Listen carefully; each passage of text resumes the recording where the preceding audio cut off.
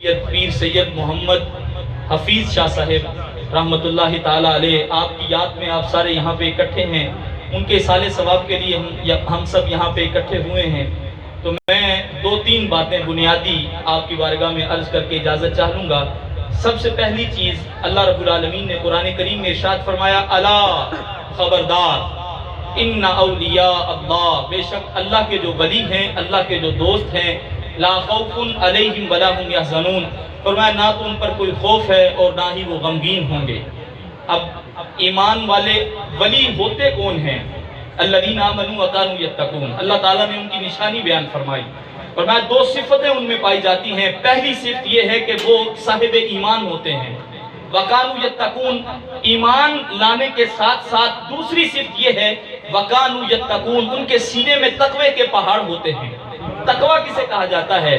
محدثین نے لکھا تقوی سے مراد یہ ہے کہ جس طرح بندہ جھاڑیوں کے قریب سے گزرتا ہے، اپنے کپڑوں کو سمیٹ کے گزرتا ہے کہ کسی جھاڑی میں کپڑا پھنس نہ جائے، تو فرمایا اہل تقوی اسی طرح اپنے دامن کو دنیا سے سمیٹ کے گزر جایا کرتے ہیں کہ کہیں ان کے دامن پہ، ان کے چٹے لباس پہ، ان کی چٹی روح پہ کوئی نہ کوئی گناہ کا دھبا نہ لگ جائے۔ تو اللہ تعالیٰ نے دو صفتیں بیان فرمائی اہل اولیاء کی، اللہ کے ولیوں کی۔ فرمایا پہلی بات یہ کہ وہ صاحب ایمان ہوں گے، دوسری بات یہ ہے کہ وکانوا یتقون، وہ متقی ہوں گے، وہ پرہیزگار ہوں گے، وہ تقوی والے ہوں گے۔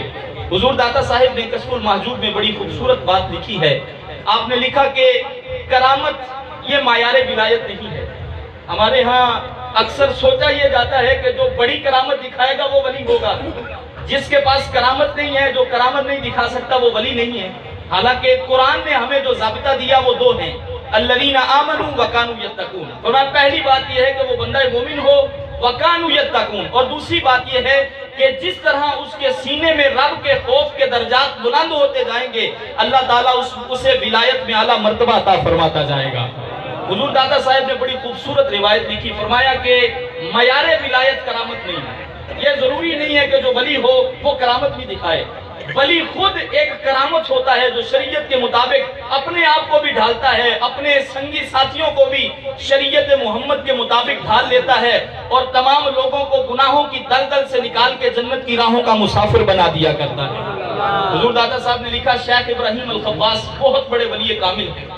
فرماتے ہیں ان کے پاس ایک عیسائی پادری آ گیا اور آگے کہنے لگا، حضور کیا آپ کا نام شیخ ابراہیم الخواص ہے؟ فرمایا جی۔ کہنے لگا، حضور میں آپ کی معیت میں، آپ کی قربت میں چند دن گزارنا چاہتا ہوں۔ محبوب کریم علیہ الصلوۃ والسلام نے ارشاد فرمایا، اتقوا فراست المؤمن فإنه ينظر بنور اللہ، فرمایا لوگوں ہمیشہ مومن کی فراست سے بچو، کیونکہ وہ اپنی ظاہری آنکھوں سے نہیں بلکہ اللہ کے نور سے دیکھا کرتا ہے۔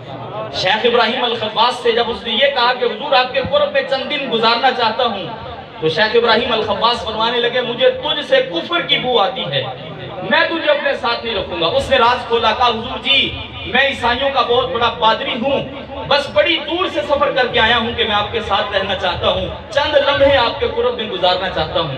آپ نے منع فرمایا، فرمایا اس رستے میں بڑی مشکلیں ہیں، بڑا کٹھن رستہ ہے، تو صبر نہیں کر پائے گا۔ عیسائی پادری نے اصرار کیا، کہا حضور آپ کے ساتھ رہنا چاہتا ہوں۔ فرمایا چلو ٹھیک ہے، جو بھی مشکل آئے گی، جو بھی پریشانی آئے گی اسے جھیلنا پڑے گا۔ اس نے وعدہ کیا، حضور کبھی بھی اصرار نہیں کروں گا، کبھی بھی یہ نہیں کہوں گا کہ حضور مشکل آ گئی، پریشانی آ گئی۔ حضور داتا صاحب نے لکھا کہ چند دن گزرے، بھوک پیاس، آپ نے شیخ ابراہیم الخواص نے نہ بھی کچھ کھایا نہ اس نے کچھ کھایا پیا۔ چند دن گزرے تو اس عیسائی پادری کی ٹانگیں کانپنے لگی بھوک کی وجہ سے، اس کا چہرہ، اس سے نکاہت کے آثار ظاہر ہونے لگے کہ بھوک ہے۔ تو وہ شیخ ابراہیم الخواص کی بارگاہ میں ہاتھ باندھ کے کہنے لگا، حضور آپ اللہ کے بڑے ولی کامل ہیں، آپ اللہ رب العالمین کی بارگاہ میں عرض کریں کچھ کھانے کے لیے بھیجیں، اب تو بھوک اتنی شدت اختیار کر چکی، لگتا ہے کہ حالت مرض میں چلا جاؤں گا اور اپنی جان جان آفری کو سپرد کر دوں گا۔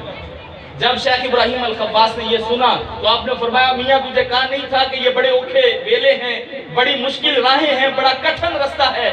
وہ کہنے لگا، حضور بس ایک دفعہ کچھ کھانے پینے کو لے دیجئے، اس کے بعد کبھی نہیں کہوں گا۔ حضور داتا صاحب نے لکھا، شیخ ابراہیم الخواص نے اپنی پیشانی اپنے رب کے حضور جھکا لی اور اللہ کی بارگاہ میں بڑے ادب سے عرض کرنے لگے، مالک اس کافر کے سامنے مجھے شرمندہ نہ کرنا، بس 2 پیالے شربت کے اور 2 روٹیاں بھیج دے تاکہ ایک کافر کے سامنے میں شرمندہ نہ ہو سکوں۔ آپ نے سر سجدے سے بھی اٹھایا ہی تھا، حضور داتا صاحب لکھتے ہیں آسمان کی طرف سے ایک کشت اترا، ایک تھال اترا، اس میں 2 پیالے شربت کے تھے اور 2 روٹیاں موجود تھیں۔ اب حضور داتا صاحب لکھتے ہیں شیخ ابراہیم الخباس نے کہا اسے کھائیے، اس نے کھا لیا۔ حضور شیخ ابراہیم الخباس نے بھی کھایا، چل پڑے، چند دن گزرے تو اب اس کافر عیسائی پادری کی پھر وہی کیفیت پیدا ہو گئی۔ اب شیخ ابراہیم الخباس علیہ الرحمہ فرماتے ہیں میں نے دل ہی دل میں سوچا ہر روز ایک جیسی کیفیت نہیں ہوتی، اب یہ لگتا ہے کہ آج پھر اصرار کرے گا کہ کچھ کھانے کو دیجیے۔ تو شیخ ابراہیم الخباس نے یہ ارشاد فرما دیا کہ تو بھی تو عیسائیوں کا بڑا پادری ہے، تو بھی تو اپنے آپ کو سچا کہتا ہے، آج تیری باری ہے، تجھے بھوک لگی ہے، تو رب سے کچھ مانگ۔ شیخ ابراہیم الخباس فرماتے ہیں میری یہ کہنے کی دیر تھی کہ اس نے فوراً سر سجدے میں رکھ دیا۔ آپ فرماتے ہیں میں دل ہی دل میں ہنس رہا تھا کہ یہ عیسائی پادری، یہ کافر، رسول اللہ کی نبوت کا منکر، اس کے کہنے پہ بھلا کیا آئے گا۔ حضور داتا صاحب نے لکھا کہ ابھی اس عیسائی پادری نے سر سجدے سے نہیں اٹھایا تھا کہ آسمان سے ایک کشت اترا جس میں 4 پیالے شربت کے تھے اور 4 روٹیاں موجود تھیں۔ اب وہ کہنے لگا، اس نے سر سجدے سے اٹھایا، کہنے لگا کل یا شیخ، کہنے لگا حضور کھائیے۔ تو شیخ ابراہیم الخباس فرمانے لگے میاں تو کافر ہے، کرامت یہ ہو نہیں سکتی، یہ استدراج ہے، استدراج کا کھانا میرے لیے حلال نہیں ہے، تو میں نہیں کھاؤں گا۔ اس نے کہا حضور نہیں بے دھڑک ہو کے کھائیے، کیونکہ ایک تو آپ لقمے کھائیے اور دوسرا 2 مبارک بادیں قبول فرمائیے۔ فرمایا کیا؟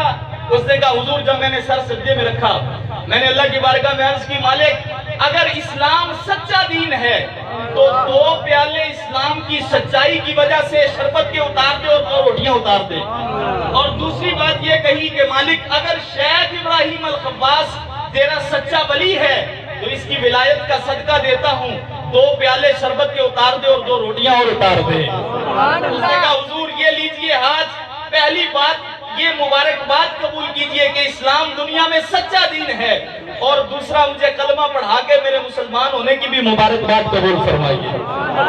تو حضور داتا صاحب نے یہ روایت لکھ کے آپ نے بیان یہ فرمایا کہ معیار ولایت کرامت نہیں ہے، یہ ضروری نہیں ہے کہ جو ولی ہوگا بظاہراً اس سے کوئی نہ کوئی کرامت صادر ہوگی، فرمایا نہیں، معیار ولایت جو قرآن نے ہمیں دیا ہے ان اولیاءہ الا المتقون، فرمایا اللہ کے ولی وہ ہوتے ہیں جو اہل تقوی ہوتے ہیں، جن کے سینوں میں اللہ کا ڈر ہوتا ہے، جو تقوی و پرہیزگاری سے مزین و معبر ہوتے ہیں، وہ اللہ کے ولی ہوتے ہیں۔ اب دوسری بات اللہ رب العالمین کے ولی ہوتے کون ہیں، ان کی نشانیاں کیا ہیں؟ محبوب کریم علیہ السلام کی مجلس سے نور لگی ہے، حضرت اسماء